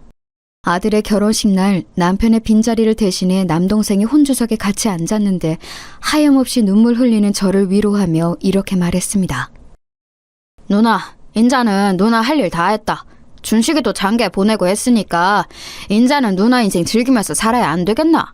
누나는 그래도 된다. 아이고, 내는 이제 이 생에서 할 일 다 했다. 즐기고 말고 할 게 어딨노? 준식이 저렇게 다 컸는데 이제는 진짜 죽어도 여한이 없다. 또 그 소리가 죽기는 누가 죽는다 카노? 꼭 벽에 똥 치를 때까지 살그래. 인자는 재혼도 좀 하고 알았나? 일마가 남사스럽게 또 그 소리가. 인자 막 준식이 장가 보냈다. 택도 없는 소리 하지 말해. 남동생은 늘 혼자 지내는 저를 안타깝게 여겨 사별 이후에 계속해서 새로운 결혼 생활을 할 것을 제안해 왔었습니다. 싫다는데도 몇 번을 선자리를 마련하고 가게에 자기가 아는 형님들을 데리고 오기도 했습니다. 하지만 저는 남편의 잔상이 지워지지도 않았고 아들 뒷바라지 하느라 그럴 여력이 없었기에 남동생의 저런 말과 행동에 늘 펄쩍 뛰며 거절했었습니다. 그런데 아들이 이렇게 무사히 장가를 가서 가정을 이루는 것을 보니 이제는 제 삶의 여유를 좀 선물해도 좋겠다는 생각이 들었습니다. 그래서 아들을 무사히 장가 보내고 난 뒤에 쉬는 날에는 이런저런 모임을 나가기 시작했습니다. 그러다가 한 등산 동호회에 들어가게 되었는데 주말마다 좋은 풍경들을 보러 다니니 즐겁기가 그지없었습니다. 악착같이 살아온 지난 세월에 대해 보상을 받는다는 생각이 들었습니다. 먼저 간 남편과 이 풍경들을 함께 볼 수 있었다면 얼마나 좋을까 하는 생각도 많이 들었습니다. 그렇게 몇 개월 동호회 생활을 즐기고 있을 무렵 어느새 제 옆에 한 사람이 서 있게 되었습니다. 오랫동안 직장 생활을 하다가 퇴직한 지 몇 년이 지난 아저씨였는데 저처럼 부인과 사별한 지 꽤 오래되었다고 했습니다. 처음에는 그다지 남자로 느껴지진 않았지만 저와 같은 아픔을 가지고 있고 또 재혼하지 않고 혼자서 자식을 지극정성으로 키워온 것이 서로의 공감대를 일으키기에 충분했습니다. 그렇게 처음에는 동호회 사람들끼리 다 같이 모이는 자리에서만 만나다가 어느덧 저희 둘만 따로 시간을 보내는 날들이 잦아졌고 그렇게 저는 아주 늦은 나이에 연애란 걸 다시 하게 되었습니다. 연애라는 표현조차 너무나 민망할 정도로 늦은 나이에 찾아오니 복잡 미묘한 감정은 저를 무척 설레게 했습니다. 이런 표현 적절할지 모르겠습니다만 늦게 배운 도둑질에 밤새는 줄 모른다고 저와 새로운 남자친구와의 연애는 정말 꿈만 같았습니다. 그동안 자식 뒷바라지 하느라고 제 인생은 거의 즐기지 못하고 살아왔는데 연애를 시작하고 나니 꼭 10대 소녀가 된 것만 같았습니다. 쉴 새 없이 연락하고 틈만 나면 맛있는 것을 먹으러 놀러 다녔고 주말이면 산이며 강이며 끊임없이 여행을 다녔습니다. 처음에는 먼저 간 전남편을 생각하면 죄스러운 감정이 들기도 했습니다. 내게는 첫사랑이자 유일한 사랑이었던 사람인데 아무리 세상을 떠났다 해도 그 사람을 두고 새로운 사람을 만나는 게 무언가 큰 죄를 지는 느낌이 들었거든요. 하지만 그럴 때마다 이 사람이 저를 다독여 주었습니다. 자신도 마찬가지라고 먼저 떠난 전초에 대한 미안한 마음은 저와 똑같다고 하면서요. 그래서 서로에게 끌리는 이 감정을 더 이상 외면하지 않기로 결심하고 본격적으로 연애를 시작했습니다. 동호회 사람들은 물론 주변의 모든 사람들과 아들 내외까지 저희 관계를 응원해 주었습니다. 아들에게 가장 미안한 마음이 컸는데 아들은 오히려 엄마가 새로운 행복을 찾았다며 저희 연애를 두 팔별로 환영해 주었습니다. 그렇게 1년여의 연애 기간이 흘렀을 때쯤 단풍이 피는 멋들어진 풍경이 펼쳐진 어느 산 정상에서 이 사람이 저를 앉혀놓고 진지하게 이야기했습니다. 미자 씨, 우리 결혼할래요? 엄마야, 난삽시럽고로 이 나이 먹고 결혼은 무슨 결혼인겨. 그러고 이렇게 멋대가리 없이 프로포즈하는 남자가 어딨냐고요, 참말로. 나 진심이에요. 미자 씨, 우리 살아왔던 지난날 순탄치 않았잖아요. 이제 남은 인생 부부로서 서로 좋은 것만 보고 좋은 생각만 하면서 즐겁게 보내요. 나 미자 씨랑 부부의 연을 맺고 싶어요. 그렇게 산 정상 위에서 끝없이 펼쳐진 아름다운 광경을 바라보면서 담백하게 받은 프로포즈에 저는 못 이기는 척 승낙을 하게 되었습니다. 사실 이 나이에 결혼을 다시 하고 말고가 그렇게 중요한가 싶었습니다마는 내 옆에도 이제 든든한 남편이 여생을 함께한다는 사실이 좋았습니다. 동반자라는 말이 있잖아요. 그 동반자가 말년에 생긴다는 것이 참 감사했습니다. 새 남편은 제가 프로포즈를 수락하자마자 마치 미리 준비해 놓았던 것처럼 결혼을 빠르게 진행했습니다. 마치 미리 모든 걸 다 정해놓고 저에게 확인만 받은 느낌이었습니다. 저는 그런 그 사람의 추진력이 좋았고 남사스럽지만 이 나이 먹고 신혼생활을 한다는 설레임에 물 흐르듯 그 사람의 리드에 이끌려갔습니다. 어느덧 대망의 결혼식 날이 다가왔고 화려하게 치러진 결혼식에 저는 더할 나위 없는 행복한 신부였습니다. 엄마, 이제 새아버지랑 아무 걱정 없이 행복하게 사이소. 나는 엄마 행복한 거 보니까 더 바랄 게 없어, 얘. 고맙다, 우리 아들. 참말로 고마워. 너그 아버지도 괜찮다 하시겠지? 뭐요? 우리 아버지 성격 안다 아닙니까? 분명히 엄마 행복을 누구보다도 기뻐하고 계실니까, 얘. 고맙다. 고마워, 우리 아들. 아들의 격렬한 응원 속에 그렇게 결혼식을 무사히 마무리하고 새로운 결혼 생활을 시작했습니다. 신혼여행을 다녀온 뒤로는 남편도 본격적으로 제 식당 일을 돕기 시작했습니다. 저와 일하시는 이모 둘이서만 일을 보다가 든든한 사내가 일을 도와주니 장사가 한결 순조로웠습니다. 남편은 특유의 친화력으로 제 오랜 단골 손님과도 금방 친해졌고 얼마 지나지 않아서 동네 상인들 한 명 한 명 모르는 사람들이 없을 정도로 신뢰를 얻고 있었습니다. 하지만 세상은 정말로 제가 순조롭게 사는 것을 작정하고 방해하는 것 같았습니다. 그게 무슨 말이냐고요? 이처럼 행복한 결혼 생활을 보내고 있었던 어느 날 한 사건이 터지고 말았는데 지금도 생각하면 손이 덜덜 떨릴 지경입니다. 그 내용은 다음과 같습니다. 재혼하고 몇 달이 지났을 때쯤이었습니다. 남편은 친구들을 불러 집들이 자리를 거하게 마련했었는데 남편과 어릴 적부터 친구들이라는 사람들이 와서 신나게 놀아제꼈습니다. 상식이 이 자식이 말년에 무슨 복을 이렇게 받아가지고 이런 미인을 부인으로 얻나? 이 자식 냄새나는 호래비로 늙어가고 있었는데 재수씨가 은인입니다, 은인. 재수씨 이리 와서 한잔해요, 얼른. 그래요. 이 자식 재수씨 만나기 전에 얼마나 궁상맞게 살았는지 모르죠? 하나뿐인 딸내미도 제발 좀 씻고 다니라고 그렇게 구박을 했지 뭡니까? 그랬는데 이 자식이 어느새부터 단정하게 입고 머리도 만지고 하더니 얼마 안 지나서 결혼을 한다지 뭡니까? 나 참. 그만두래 임마. 그래, 내가 복 하나는 제대로 받았지. 우리 미자씨 같은 여자 어디 가서 만나겠냐? 자, 다들 오늘 와줘서 고맙다. 다들 건배! 건배! 재수씨 영원히 행복하세요. 화기애애한 분위기 속에서 저희 두 사람을 축복해주는 말들까지 오고 가니 참 이 결혼을 잘했다는 생각이 들었습니다. 딱 그때까지는요. 그렇게 북적했던 술자리가 점점 가라앉을 무렵 저는 슬금슬금 뒷정리를 하다가 재활용 쓰레기들을 버리러 잠시 집 밖에 나갔다가 휴대폰을 두고 와서 잠시 집으로 향했습니다.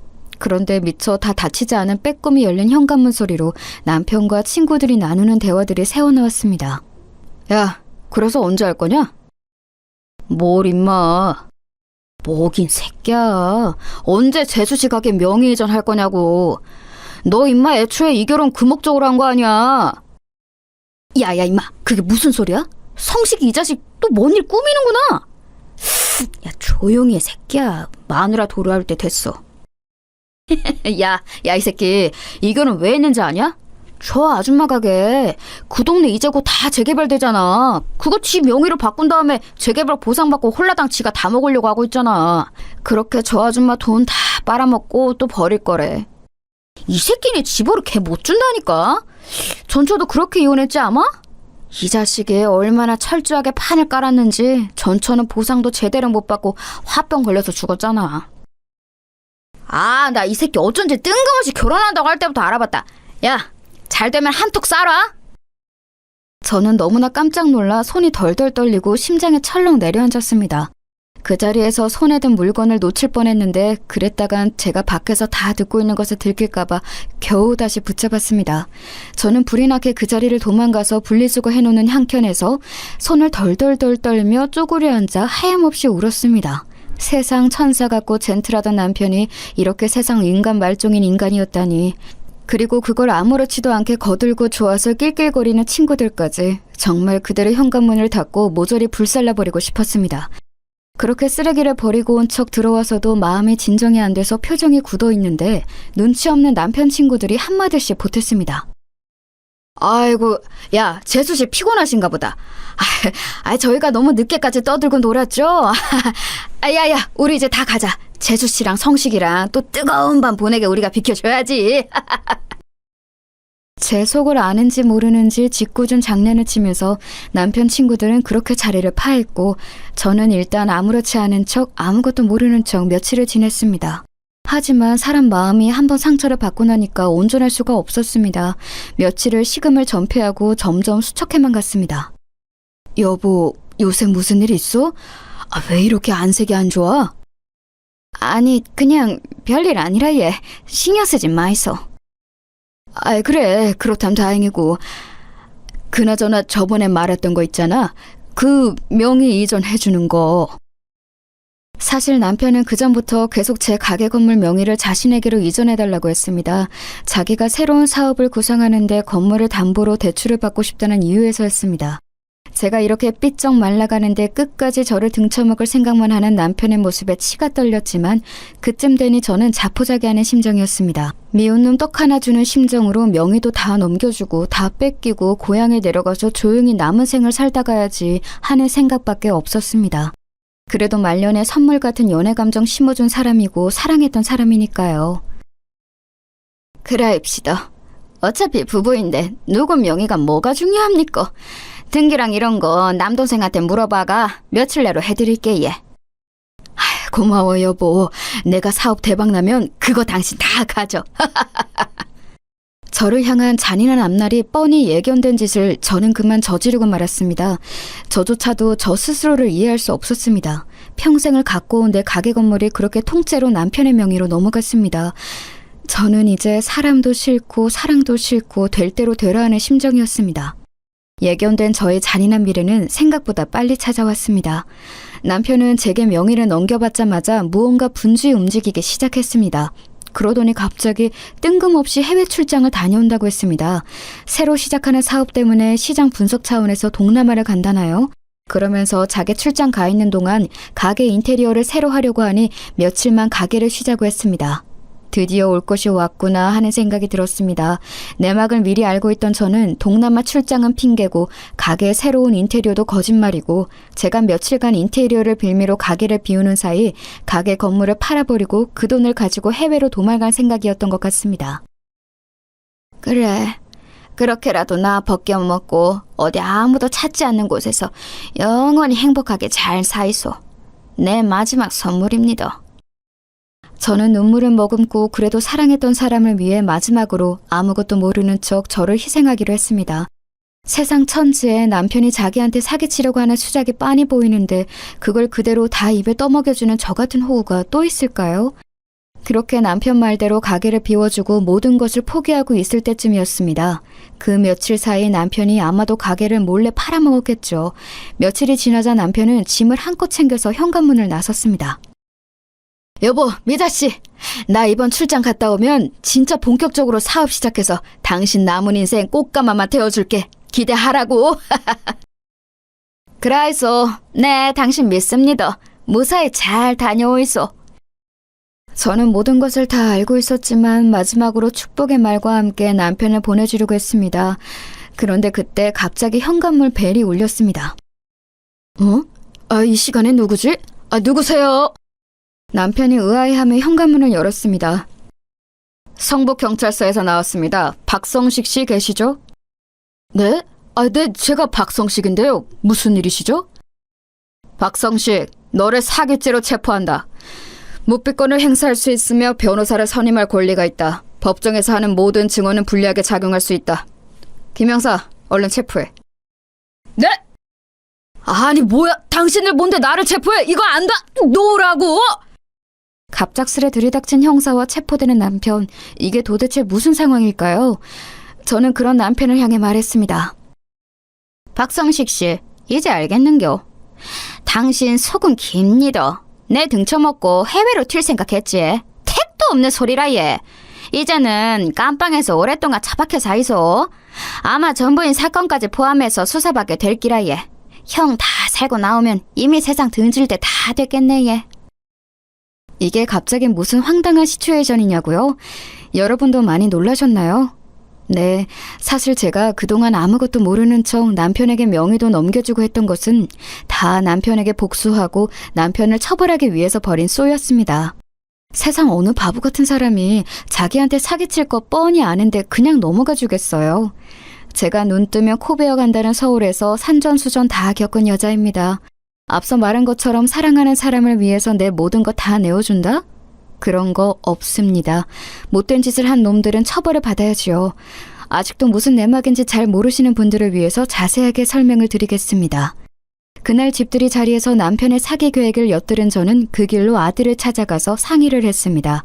청천벽력 같은 소식에 정말로 정신을 잃을 뻔했지만 그대로 손 놓고 있으면 금방이라도 저와 아들을 평생 서포트해 주었던 소중한 가게를 잃을 것만 같았습니다. 이 모든 자초지종을 들은 아들은 노발대발하면서 당장에 남편을 죽이겠다고 생난리를 쳤습니다. 춘씨가 진정하그래. 지금은 증거도 없고 네가 지금 그렇게 흥분하면 될 일도 안 되기다. 그나저나 엄마 인생은 와 이리 고달프노. 아우 진짜 열받네 얘. 글말을 어찌 죽이삐까요. 나 진짜. 다 이 엄마가 부족한 탓인기라 누굴 탓하겠노. 그러지 마이소. 그게 왜 엄마 탓인겨. 그 자식이 쓰레기인기지. 아직 명의 뭐 이런 거 다 엄마한테 그대로 있지? 뭐 안 그래도 갑자기 전번에 가게 건물 등기를 자기 걸로 한 해만에 물어보길래 뭔 얘기하는지 잘 몰라서 나중에 차차 얘기합시다 하고 넘어갔다 않카나. 돌아보니 그게 그 얘기였던 기라. 그랬습니다. 그때 당시는 잘 인지하지 못했었는데 돌이켜 생각해보니 처음 만날 때부터 지금까지 남편은 슬금슬금 제 재산이나 가게 건물에 대해서 한 번씩 물어봤었습니다. 가게는 월세인지 자가인지 가게 건물은 누구 건지 그 동네 주소가 이게 맞는지 아들 교통사고 크게 난 뒤로 건강 상태는 괜찮은지 등등 말입니다. 지금 생각하면 질문 하나하나가 다 수상쩍기 짝이 없는 질문이었는데 그때는 콩깍지가 씌워서 그런지 다 저에게 관심이 있어서 이것저것 구체적으로 물어본다고 생각을 했습니다. 급기야는 앞선 말씀드린 것처럼 자기가 새로운 사업차 대출을 받아야 하는데 그러기 위해서 가게 건물 명의를 자기 것으로 해줄 수 없겠느냐는 등 수상한 소리를 했었는데 그때까지도 저는 그런 내막을 전혀 눈치채지 못하고 있었던 것입니다. 작정하고 제 가게 건물을 홀라당 꿀꺽하려고 밑작업을 시도하였던 거였습니다. 정말 하늘이 도왔다고 생각합니다. 이런 사기꾼에게 전 재산 다 뺏길 뻔한 걸 하늘에 있는 남편이 도와준 것 같습니다. 아이고 춘씨가 인제 웃자면 좋노. 지금 와서 갑자기 내가 이혼하자 해도 명분도 없고 증거도 없다 아이가. 아들은 큰 고심을 하는 것 같더니 조심스레 얘기를 꺼냈습니다. 엄마, 내 얘기 잘 들어요. 이왕 이렇게 된 거 우리가 역으로 쳐 뺍시다. 그게 무슨 말이고? 함정을 파서 그 자식을 나락으로 보내삐는 깁니다. 반대로 우리가 빨아먹고 복수하는 기라 예. 자세히 말해보그래. 아들의 말은 이랬습니다. 어차피 남편의 목된 속내를 알게 된 거 아무것도 모르는 척 맞춰주면서 증거를 수집해서 정식으로 사기죄로 형사고발을 하자는 것이었습니다. 등기 명의 이전 서류 등 필요한 자료는 가짜로 만들어서 일단 남편을 안심시키자고 했습니다. 부동산을 하는 남동생이 있으니 그런 자료 만드는 것은 일도 아니었습니다. 그리고 가능하면 남편의 전처, 그 억울하게 재산을 뺏기고 세상을 등졌다는 그 전처의 자료까지 다 구해서 고발 내용에 포함시키자고 했습니다. 만약에 전처에게 사기친 내용 또한 부동산 관련 사기라면 다른 사기죄보다 증거가 꽤 오래 남아있을 것이라는 게 남동생의 조언이었습니다. 저는 그날로 아들과 남동생과 함께 남편을 나락으로 보낼 결심을 하고 은밀하게 움직이기 시작했습니다. 제 식당에 오랜 단골 손님 중에 흥신소로 운영하는 손님이 계셨는데 이분에게 의뢰해 지금은 의절했다는 남편의 딸을 수소문해서 찾아냈습니다. 남편이 저한테는 자기 딸이 남편 딸은 미국에 이민 가서 산다고 해서 흥신소 사장님이 미국까지 왔다 갔다 했는데 알고 보니 새빨간 거짓말이었고 자기 엄마 그렇게 만든 아버지 다시는 보고 싶지 않다고 의절하고 사는 것이었습니다.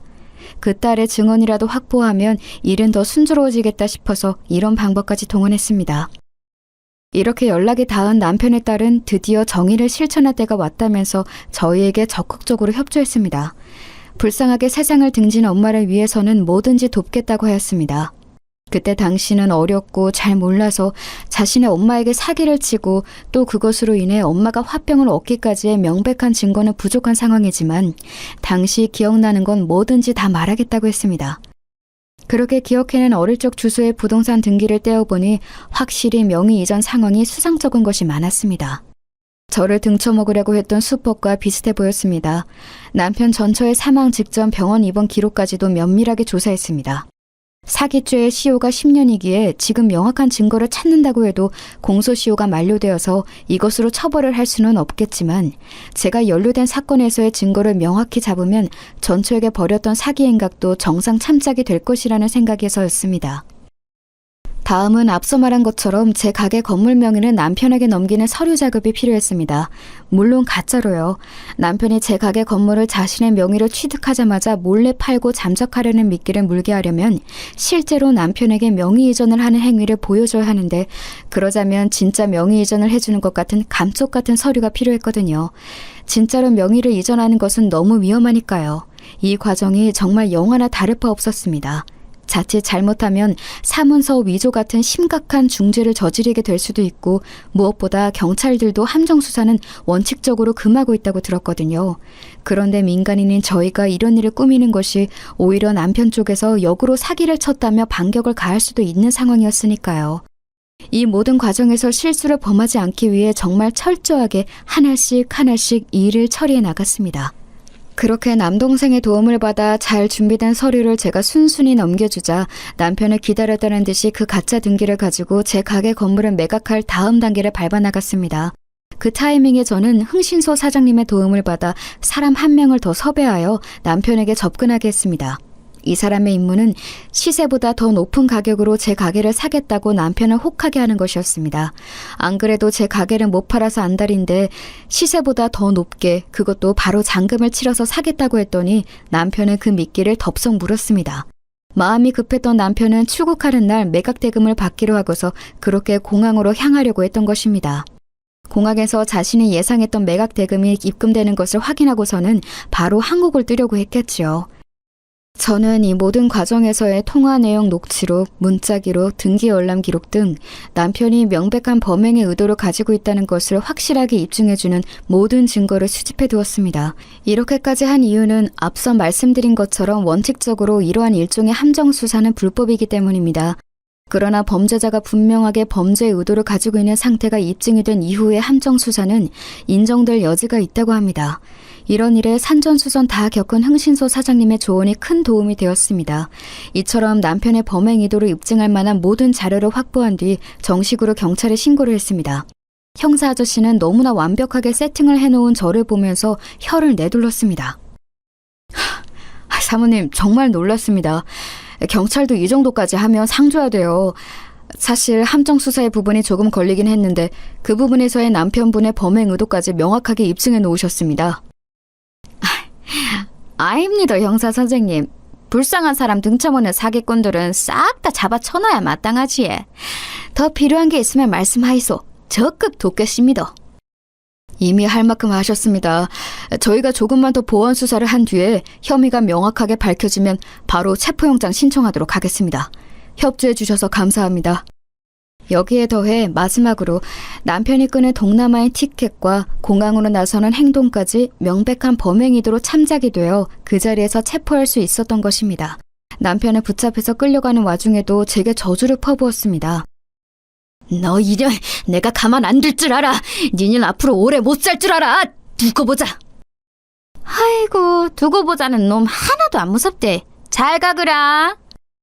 저는 구속된 남편을 상대로 바로 이혼 소송을 신청했으며 거액의 위자료까지 청구했습니다.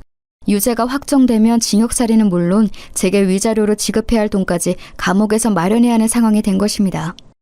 수사 과정에서 더욱 놀라웠던 것이 밝혀졌는데 저와 남편의 전처 말고 비슷한 피해자가 3명이나 더 있다는 것이었습니다. 저는 다행히 피해를 입기 전에 남편이 붙잡혔지만 전처를 포함한 나머지 3명은 재산과 정신적 피해 상태가 아주 심각했습니다. 재판의 과정은 아주 순조로웠습니다.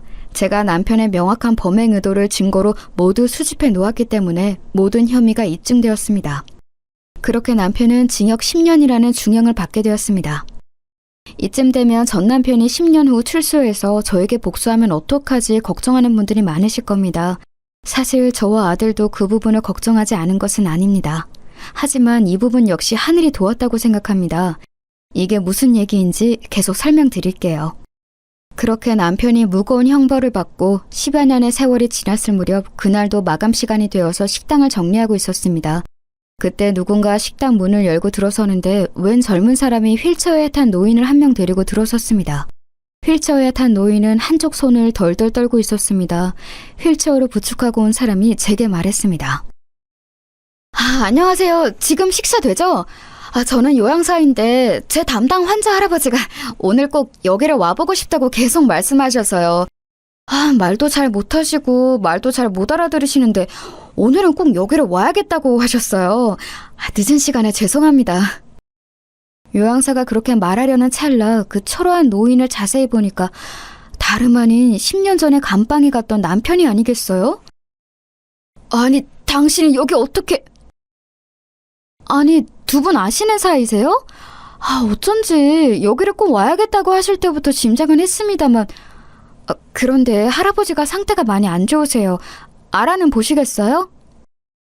알다마다요. 참네. 당신이 여가 어디라고입니까? 양심도 없습니까?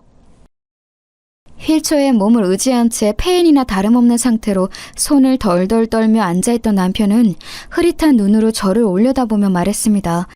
입도 제대로 움직여지지 않아 우물우물 말하는데 겨우 알아들을 수 있었습니다. 왜 그랬어? 왜? 남편은 제대로 가누지도 못하는 몸과 입을 어떻게든 비비꼬며 저를 원망하는 눈빛으로 말했습니다. 요양사 선생님, 그만 돌아가 주이소. 이 사람 저희한테 참말로 몹쓸 짓한 사람입니다. 아직도 자기 잘못 뉘우치지 못하고 여 와서 이러는 거 보니끼니 역시 사람은 안 변하나 봅니다. 네. 저기 어머님, 잠시 이쪽으로. 요양사 아저씨는 잠시 남편을 한쪽에 두고 저를 한쪽 구석으로 데리고 가서 남편이 안 들리게 얘기했습니다. 사실 할아버지가 건강 상태가 많이 안 좋으세요. 그동안 중풍으로 여러 번 쓰러지셨는데 이제 한계입니다. 마지막 가시는 길에 가보고 싶은 곳 다 보여드리려고 오늘 여기도 온 건데 무슨 사정이 있나 보네요. 이제 거의 마지막이니까 웬만하면 좋게 넘어가세요. 요양사로부터 들은 얘기는 이랬습니다.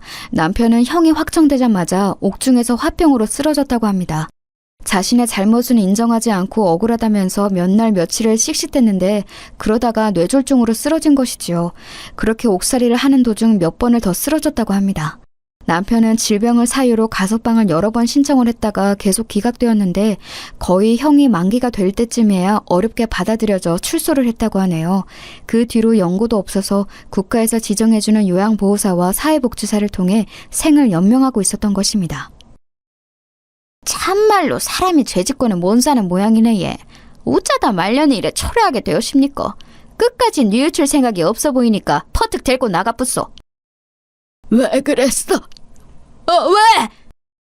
폐인이 된 남편은 계속 왜 그랬냐는 말만 연신 내뱉으며 요양사 아저씨의 손에 이끌려 가게를 나갔습니다.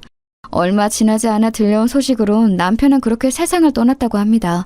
떠나는 그 순간까지도 자신의 죄를 뉘우치지 않았다고 하네요. 이렇게 출소해서 복수하면 어쩌나 했던 모든 염려도 사라지고 남편도 치러야 될 죗값을 모두 다 치르고 떠난 셈입니다. 이쯤 되면 문자 그대로 남편을 완전히 나락으로 보내버린 것이지요. 이 모든 일이 끝난 뒤에야 아들과 저는 한시름을 놓으며 이야기했습니다.